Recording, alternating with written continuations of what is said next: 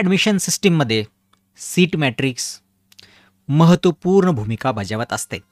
कारण त्याच बेसिसवरती आपल्याला कळत असतं की त्या ॲडमिशन सिस्टीममध्ये कुणासाठी किती जागा आहेत, त्या ॲडमिशन सिस्टीमच्या नियमानुसार कुणासाठी किती जागा आहेत आणि आपल्या बाबतीतही तसंच आहे. डिप्लोमा ॲडमिशन 2024मध्येही डिप्लोमासाठी सीट मॅट्रिक्स पब्लिश झालेलं आहे. आपण त्या मागच्या व्हिडिओमध्ये बघितलेलं आहे. तुम्ही तो बघितलाही असेल. आता आपण बघूया की सीट मॅट्रिक्स काय असतं आणि यावर्षी सीट्स किती आहेत त्याचाही गोषवार आपण बघू. सीट मॅट्रिक्स कसा समजून घ्यायचा आपण डिटेल्स या व्हिडिओमध्ये बघणार आहोत. थोडीशी झलक आपण मागच्या व्हिडिओमध्ये बघितली होती. पण आता संपूर्ण माहिती आपण त्याच्याबाबत घेणार आहोत.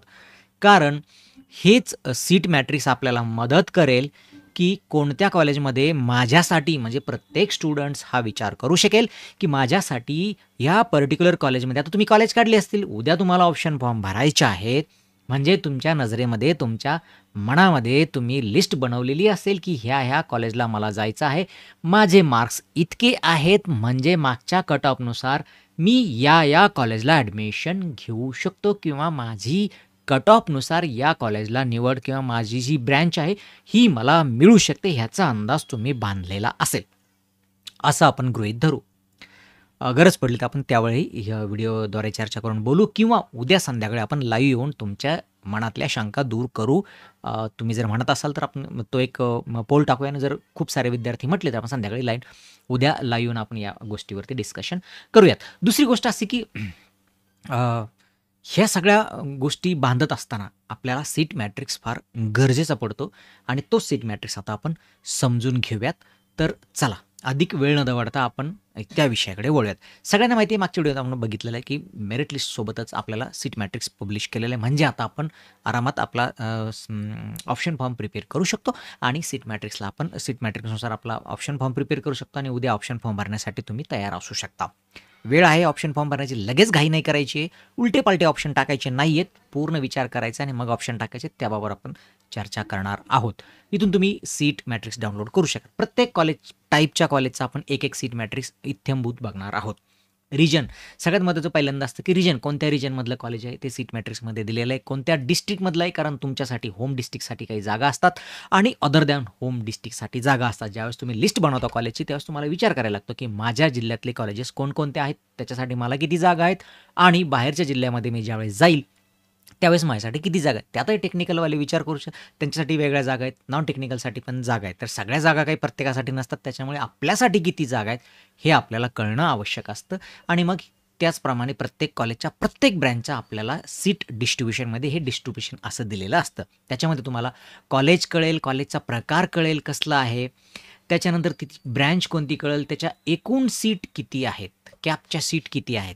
तर कॅपच्या सीट ह्या 60 आहेत. म्हणजे कॅप राऊंडद्वारे अलॉट होणाऱ्या, कॅप राऊंडद्वारे वाटल्या जाणाऱ्या सीट आहेत 60 आणि त्या कॉलेजला मान्यता आहे.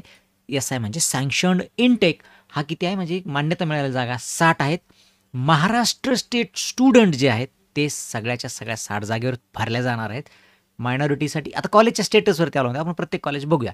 इन्स्टिट्यूट लेवलला काही नाही आणि त्याचे डिस्ट्रीब्युशन आता केलेले आहे ऑर्फनला एक आणि बाकीच्या सीट्स इथं प्रत्येक कॅटेगरी म्हणजे ओपनला किती आहेत, SC, ST, DTVJ, NTB, CD, OBC आणि SCBCचे नवीन आरक्षण आलेलं आहे.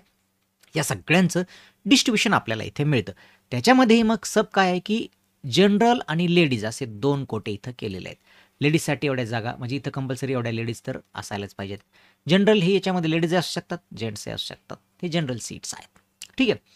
आणि ह्या टेक्निकलसाठी आहेत. Technical home district, technical other than home district, non technical home district, non technical other than home district असं हे सीटचं डिस्ट्रीब्युशन आहे.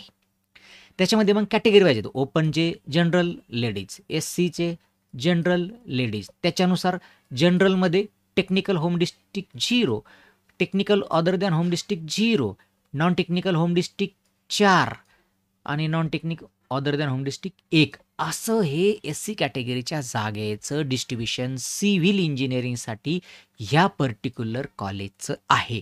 आता तुम्ही काढलेल्या कॉलेजचं तुम्हाला जी PDF आहे त्याच्यामध्ये फाइंड करायला लागेल ते कॉलेज आणि बघायला लागेल की आपल्याला तिथे जागा आहे का. म्हणजे त्याच्यानुसार तुम्हाला कॉलेज इन्सर्ट किंवा रिमूव्ह करता येतील.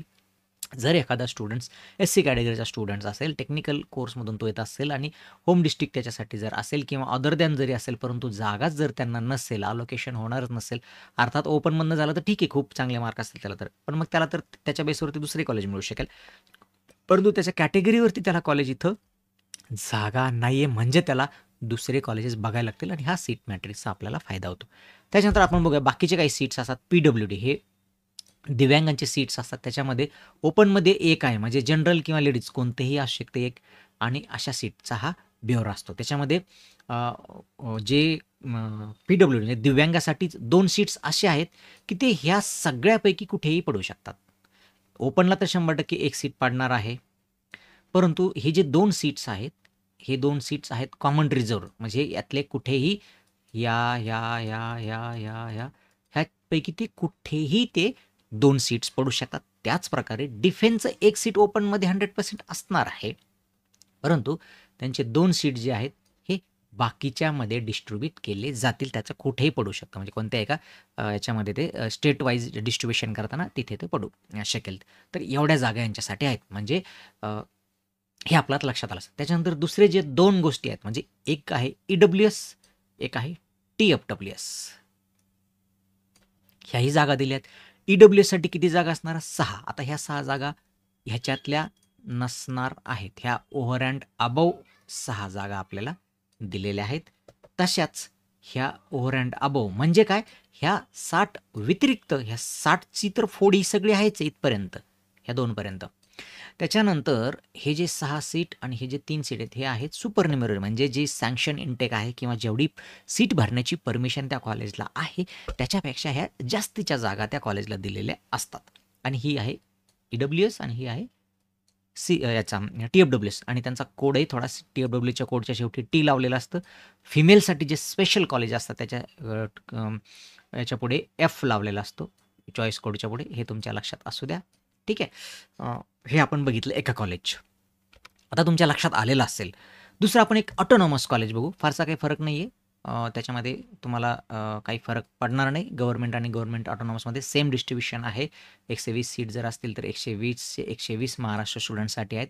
ऑर्फनसाठी एक. बाकीचं जो सीटचं डिस्ट्रिब्युशन आहे ते सेम याच्या प्रकाराचे आहे. ओपन, SC, ST, NTVJ बाकीच्या सगळ्या कॅटेगरी त्याचप्रमाणे टेक्निकल आणि नॉन टेक्निकल तशाच जागाचं डिस्ट्रिब्युशन आहे. हे तुम्ही बघू शकता. सेम TFWचे 6 सीट आणि 12 सीट तुमचे EWHचे या प्रकारे डिस्ट्रिब्युशन इथं आहे. इथं तुम्हाला त्याच्यामध्ये काही वेगळं जाणवणार नाही. आता आपण बघूया एक मायनॉरिटीचं कॉलेज. हे एक मायनॉरिटीचं कॉलेज आपण उदाहरणादाखल घेतलेलं आहे. हिंदी मायनॉरिटीचं कॉलेज आहे. इथं डिस्ट्रिब्युशन कसं असेल? पूर्ण सीट्स आहेत त्यांच्या 60, त्यातल्या कॅपसाठी असणारे 60, परंतु महाराष्ट्र स्टुडंटसाठी असतील 29 सीट्स आणि मायनॉरिटीसाठी असतील 31 सीट. मिनिमम 50% तर सीट त्या मायनॉरिटीसाठी ठेवायलाच लागतात आणि त्या मग 31 सीट त्यांना आहेत, 29 सीट ह्या आहेत महाराष्ट्र स्टेट स्टुडंटसाठी. आणि मग त्याचं जे डिस्ट्रिब्युशन आहे हे तुम्हाला इथं दिसेल, ओपन याच्यामध्ये दिसेल. कारण इथं मग मायनॉरिटी जे महाविद्यालय असतात तिथं तुम्हाला रिझर्वेशन हे नसतं, रिझर्वेशनच्या जागा नसतात तिथं. तिथं ओपनसाठीच सगळे याच्यामध्ये येतात आणि हे तुम्हाला इथं त्याचं डिस्ट्रिब्युशन दिसेल. बाकीच्या जागा तुम्हाला इथं दिसणार नाहीत. हे एक तुम्हाला बदल इथे दिसेल. ठीक आहे, हे एक आपण समजून घेतलं. त्याच्यानंतर आपण थोडंसं बघूया की कॉलेजच्या इंटेकमध्ये, इंटेक म्हणजे टोटल जागा जिथं ॲडमिशन तेवढे होऊ शकतात त्या ब्रँचला, त्याला आपण इंटेक म्हणत असतो, इंटेक कॅपॅसिटी म्हणतो. तर प्रत्येक कॉलेज मागच्या वर्षी इंटेक कॅपॅसिटी किंवा इंटेक किती होता आणि यावर्षी किती होतं? मागच्या वर्षी कॉलेजची संख्या होती 373, यावर्षी आहे 379 कॉलेजेस वाढलेले आहेत. शिवाय नवीन ज्या ब्रँचेस आलेल्या आहेत ते मी खरं तर विसरलो सेकंड स्लाईडला त्यांचाही काउंट टाकायचा. वाटल्यास मी कमेंट्समध्ये जर विचारलं कोणी तर मी तो काउंट देईल. परंतु मागच्या वर्षी 1,06,176 जागा होत्या एकूण टोटल सगळ्या महाराष्ट्रामध्ये, आणि यावर्षी आहेत 1,12,747. एवढ्या जागा आहेत. बऱ्याचशा कोर्सेसच्या बऱ्याचशा जागा ह्या रिकाम्याच राहतात शेवटपर्यंत. त्याच्यामुळे जेवढ्या विद्यार्थ्यांनी फॉर्म भरला सगळ्यांना ॲडमिशन मिळू शकतं, परंतु त्यांनी जर कॉलेज आणि ब्रँच कॉम्प्रोमाइज केली तरच. नाहीतर बाकीच्या काही कॉलेजेसच्या जसं सालाबादप्रमाणे जागा रिकाम्या राहतात. माफ करा, इथं मी नवीन जे कोर्सेस आहेत DS सारखे, AIDS सारखे, तर ते मी इथं घ्यायला खरं तर मी विसरलो. मी कमेंट्समध्ये पिन करून टाकेल की त्या कॉलेजची या वर्षीसाठी इंटेक कॅपॅसिटी किती आहे. जर कॉम्प्युटरचा जो ग्रुप आपण बघितला कॉम्प्युटर CSE किंवा कॉम्प्युटर टेक्नॉलॉजी ह्या सगळ्यांचा आहे 22,147च्या आसपास आपल्याला इंटेक आहे. जागा आहेत पूर्ण महाराष्ट्रामध्ये. त्याच्यामधले चांगल्या कॉलेजेसच्या जागा कमी असतात. मेकॅनिकलचा विचार केला तर 21,537 जागा आहेत. इलेक्ट्रॉनिक्स आणि त्याच्या संदर्भातले ENTCच्या ब्रँचचा जो ग्रुप आहे त्याचा 10,966 जागा आहेत. IT चा विचार केला तर 4,304 जागा आहेत.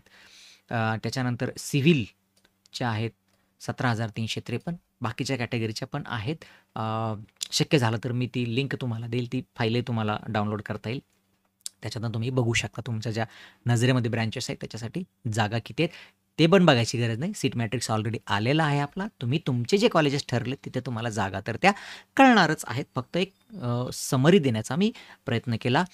पुढच्या व्हिडिओमध्ये आपण डिस्कस करूया की मागची फायनल मेरिट लिस्ट आणि या फायनल मेरिट लिस्टमध्ये किती फरक आहे. म्हणजे तुम्हाला कट ऑफ रेफर करताना अजून सटीक अंदाज येईल. जे विद्यार्थी मायक्रो लेव्हलला जाऊन अभ्यास करतात या सर्व ॲडमिशन सिस्टीमचा त्या विद्यार्थ्यांना याचा उपयोग होईल. थांबूया इथे. पुन्हा भेटू नवीन व्हिडिओमध्ये. तोपर्यंत नमस्कार.